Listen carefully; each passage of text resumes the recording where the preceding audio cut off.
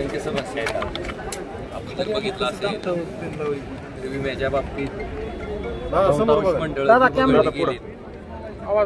जिथनं असंख्य शेतकऱ्याचे फोन येत आहेत आणि त्याच्या संदर्भात त्याच्या अनुषंगानं जी मंडळं वगळली गेली त्या मंडळाचा समावेश होणं असेल आणि शेतकऱ्यांना नुकसान झाल्याच्या नंतर एकसारख्या प्रमाणात मिळणारा विमा असेल. मला वाटतं हा अतिशय महत्त्वाचा प्रश्न आहे आणि त्याच्या संदर्भात मी स्वतः माननीय मुख्यमंत्री, उपमुख्यमंत्री, कृषी मंत्री सगळ्यांना भेटून विनंती केलेली आहे की ट्रिगरचा जो समावेश आहे तो पहिल्यासारखा राज्य सरकार आणि पीक विमा कंपनीमध्ये जो करार होतो त्याच्यामध्ये अतिवृष्टीचा त्याचबरोबर नैसर्गिक आपत्तीचा ट्रिगर पहिल्यासारखा समाविष्ट करावा अशा पद्धतीची मागणी मी त्या ठिकाणी शासन दरबारी केलेली आहे आणि प्रयत्न हा आहे की जी मंडळं वगळली गेली त्या मंडळातील शेतकऱ्यांना विम्याच्या बाबतीत मदत व्हावी. आपण बघितलं असेल कर्जमाफीसुद्धा शासनानं त्या ठिकाणी जाहीर केलेली आहे आणि त्या कर्जमाफीच्या बाबतीत अनेक शेतकऱ्यांच्या त्याच्याही बाबतीत फोन येतात की बाबा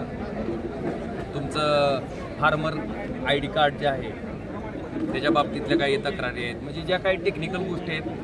आणि सगळ्यात महत्त्वाचं आपण बघितलं असेल आता पावसाळा जवळपास निमा होत आला आहे आणि बऱ्याचशा भागात अजूनसुद्धा पावसाची परिस्थिती म्हणावी तशी नाही आहे. त्यामुळं त्यांना आधार देण्याच्या बाबतीत सुद्धा जी पावलं लोकप्रतिनिधींनी उचलली पाहिजे त्याच्यावर आणि आपण सुद्धा माध्यमं म्हणून ज्या गोष्टीवर, कारण असंख्य अडचणी आहेत ज्या लोकांसाठी महत्त्वाच्या आहेत, लोकांसाठी गरजेच्या आहेत, ह्याच्यासाठी आपण सगळ्यांनी सामूहिकरित्या प्रयत्न करणं गरजेचं आहे. आपण ते करावं. दादा, माध्यमांना सामाजिक जाण आहे, परंतु मूळ प्रश्न जो होता की त्यांनी असं वक्तव्य केलं की तुमचे जुने मित्र आहे, सहकारी आहे, संपर्क, त्यावर काय प्रतिक्रिया द्याल का?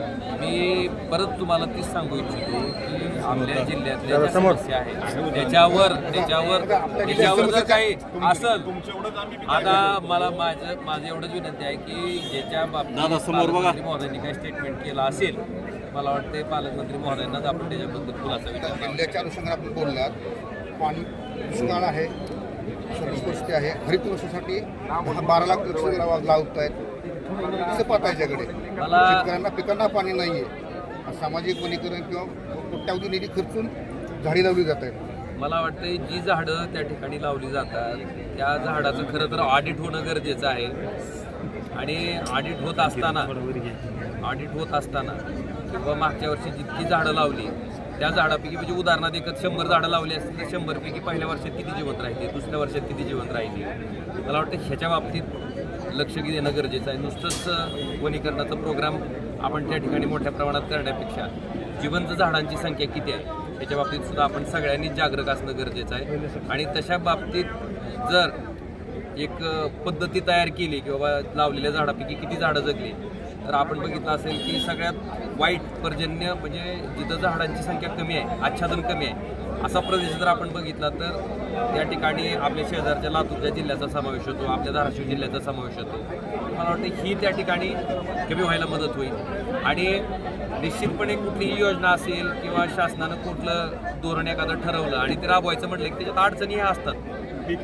पिकाबाबत तुम्ही मुख्यमंत्र्यांची भेट घ्या, त्याच्याबद्दल काही दिलासादायक तोडगा किंवा आहे का निर्णय? कारण अनियमितता काही नाही. निश्चितपणे त्याच्या संदर्भात जी बैठक घेणं अपेक्षित आहे ती बैठकीचं आयोजन त्या ठिकाणी शासन दरबारी होईल आणि अपेक्षा माझी सुद्धा हीच आहे की ह्या सत्तेचा वापर करून सामान्य शेतकऱ्यांना, सामान्य माणसाला जो न्याय देणं गरजेचं आहे ती माझी प्राथमिकता असते.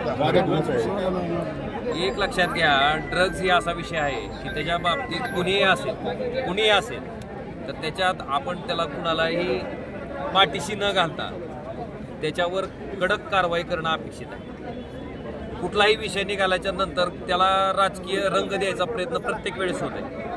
मला काय म्हणायचं आहे, ह्या वृत्तीला काय झेंडा असतो का हो? त्याला पक्ष असतो का? त्याला धर्म असतो का? त्याला जात असते?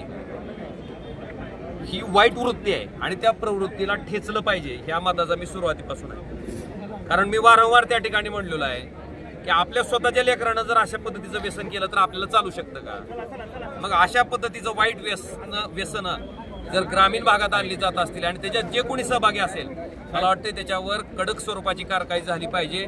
आणि माझं तर म्हणणं असं आहे की ही सगळीच्या सगळी मंडळी जी ड्रग्स सारख्या गंभीर गुन्ह्यात त्या ठिकाणी समाविष्ट आहेत त्यांना जिल्ह्यातनं हद्दपार केलं पाहिजे. राजकीय पाठबळ किंवा राजकीय त्यांना उदात्तीकरण झाल्यामुळे हे खूप होत आहे. निश्चितपणे कुणीच केलं नाही पाहिजे त्याचं. कुणी कुठला का पक्ष असना त्याच्या बाबतीत कुणीही त्या ठिकाणी माझं असं म्हणणं आहे की ड्रग्सच्या बाबतीत आपलं धोरण अतिशय स्पष्ट असलं पाहिजे, आपली भूमिका अतिशय स्पष्ट असली पाहिजे. तो कुणी का असना त्याच्यावर कडक स्वरूपाची कारवाई झाली पाहिजे.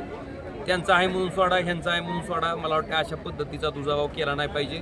प्रत्येक ठिकाणी जे कोणी असेल ही वृत्ती आहे म्हणून तुम्ही ती ठेचली पाहिजे. आता तुम्ही सत्तेच्या पक्षात आहात, पण या ठिकाणी शासन प्रशासन या अशा त्याच्यावर प्रतिबंध घालण्याचं कमी पडतं असं वाटत नाही का तुम्हाला? कसे काय म्हणले? अशा ड्रग्ज सारख्या प्रकरणामध्ये शासन कमी पडते कुठेतरी कारवाईसाठी वाटत नाही का तुम्ही सत्तेत? कारवाई त्याच्यावर नुसती कारवाई नाही, मी काय म्हणतोय यांच्यावर हद्दपाराची कारवाई म्हणजे अशा जी वाईट प्रवृत्ती आहेत ती जिल्ह्यात नकोच.